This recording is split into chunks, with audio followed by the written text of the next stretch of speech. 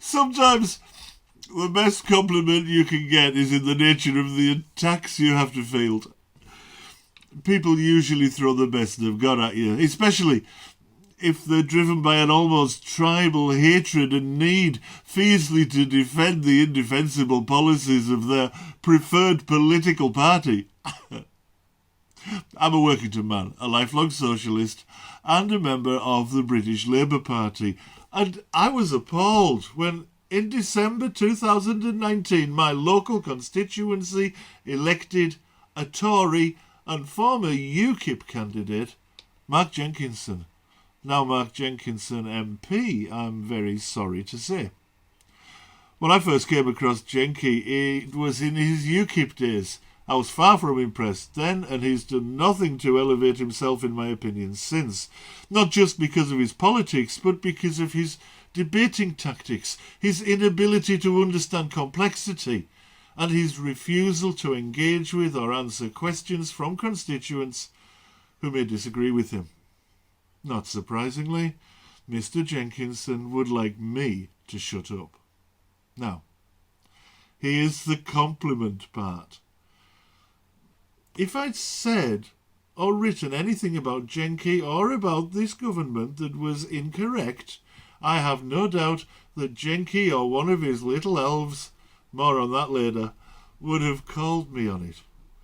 There's one bloke with the courage to take me on sometimes on my YouTube channel. He has my respect for that, by the way.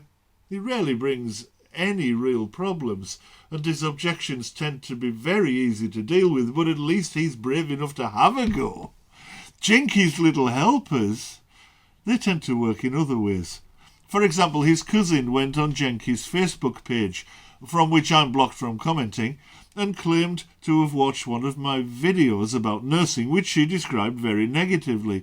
She also claimed that she'd seen me barracking Jenky in several local hustings. I managed to call her about that on a different community Facebook page, and she acknowledged that neither claim was true. Not least the claim that she'd watched the video about nursing, but very obviously hadn't, because she didn't know I was a nurse. When your opponent's little elves have to lie to discredit you, you know that they've got nothing. If you have to lie to make your point's not worth making.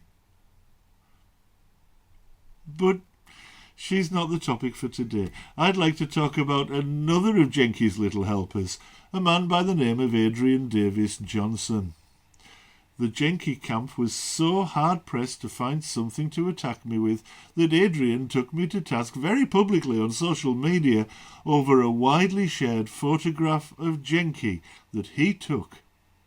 The photograph is used in various internet sites, presumably with the various owners not paying him 500 quid, but that's what this good friend of Jenky, fellow constituency Conservative Party member and co-optive member of the local council that Jenky used to lead, demanded of me.